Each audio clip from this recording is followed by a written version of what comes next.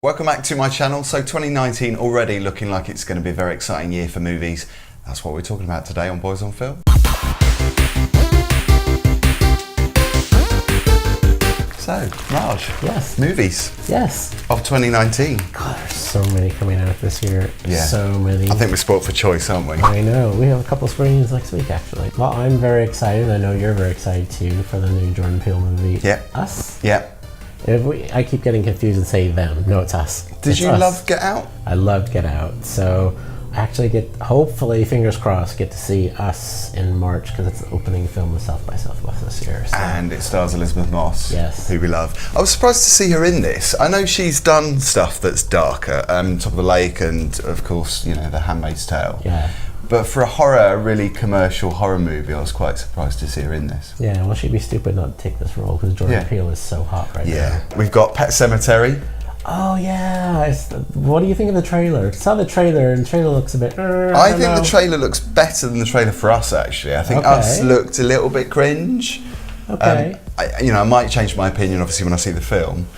But yeah, I thought the trailer looked interesting. It kind of reminded me of It. I loved the It movie, and of course it being a Stephen King novel, they probably want to get the feel of it very similar. As long as it's not Castle Rock. Oh God, Castle Rock. We don't even want to go there again. It's not that. I mean, the trailer looked a bit middle of the road for me, but I'm really a fan of the original movie and the book, so I hope they get it right. And then we got another horror, which is It Chapter 2. Yes. Love the first one. I'm so living for the second one. Like, I can't wait to see that. I thought the It movie captured the book brilliantly. Yeah, it was. It was very similar. It is like what my younger mind could never imagine of what that would look like. So, and I think the casting that they've done for all the adult actors for the Losers Club is like James so McAvoy I know. starring in this. I mean, he's had a great year, I think. And What With Glass, and obviously Split before that. Yeah, he can't do any wrong, can he? And I like the fact that it's 27 years on as well. So you've got flashbacks to the gang, you know, the kids, but you've also got the adult characters as well. And obviously Bill Skarsgård's gonna still be doing Pennywise. Oh, he's so creepy. Yeah, he is creepy. And he plays it differently, I think, to the original movie, which is good because I don't think, you don't want an impression. I say it's a bit of a mixed bag because we've got Toy Story 4. Yeah.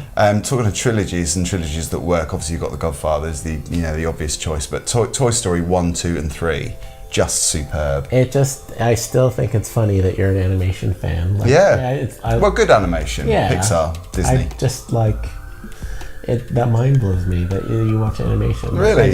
I can never picture you just sitting down and watching an animated film. I don't like a lot of kids because that's the thing. Because I think it's always tarnished with that brush of they're kids movies, but I think they do appeal to the adult audience as well. Yeah, that's true. Coco is very good. Yeah, and they're very smart. Yeah. Pixar, traditionally are very smart movies because they touch on difficult subjects like death and grief and growing up. Yeah, and depression. Under the Silver Lake, you've seen that already. I did. I got to see it on the way to Bangkok. Yeah. And it's Andrew Garfield. Yeah. Very thriller noir. I quite liked it. I was actually watching it on the plane on my laptop. Right. There's a lot of scenes of Andrew Garfield's butt, which was like, shit, not on the airplane. Okay. It's quite a few sex scenes in it too. I was a bit like, whoa, this is not airplane friendly. A bit cringe, a bit awkward on a plane. Well, for me, I mean, I'm sure it's just me being like, a prude, but yeah, I quite liked it. It is definitely a thriller noir. It's a bit crazy, it's a bit out there, but yeah, I wouldn't actually mind watching it again. I love the sound of that, and it's the director that directed It Follows. Yeah. Which is weird because as a big horror fan, I was a bit disappointed with that movie when I saw it on the big screen. But then it really stayed with me. I kept thinking of it. I think it was very reductive. I think it was inspired by a lot of traditional classic horror films. I don't think now, in hindsight, as I look back on it, that's a bad thing necessarily. I'd like to see it again, actually, It Follows. But the music and the cinematography and the bright colours, I love that style of it was great. So. It really stayed with me. I'd like to, go back into it and, kind of not expect anything this time around. Because I think the first time I was just expecting too much and it spoilt it a little bit. I quite liked it. Interesting, yeah. I'm looking forward to seeing Under the Silver Lake. Yeah. We got the Elton John movie, which is ROCKETMAN. I think we're seeing a trend here. Yeah, well, trend alert. To be honest, I'm not a massive fan of Elton John. Neither am I. I appreciate him, and I think he's a great artist, but I'd like to see his story. Yeah. And we've had, the success of Bohemian Rhapsody.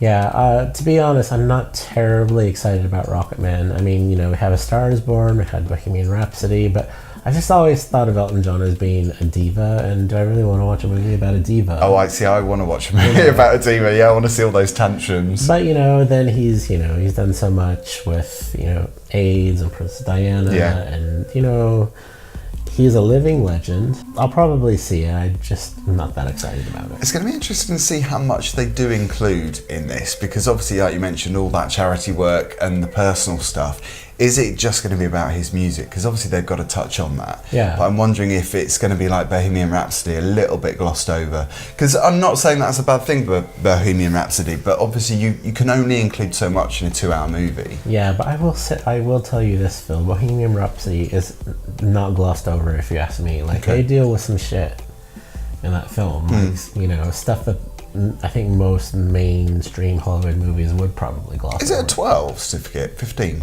Because I would imagine the producers want to get it as low as possible to include a bigger audience. Because if you're going to put an 18 certificate on something, it's going to alienate a lot of people, so you're not going to make the money at the box office.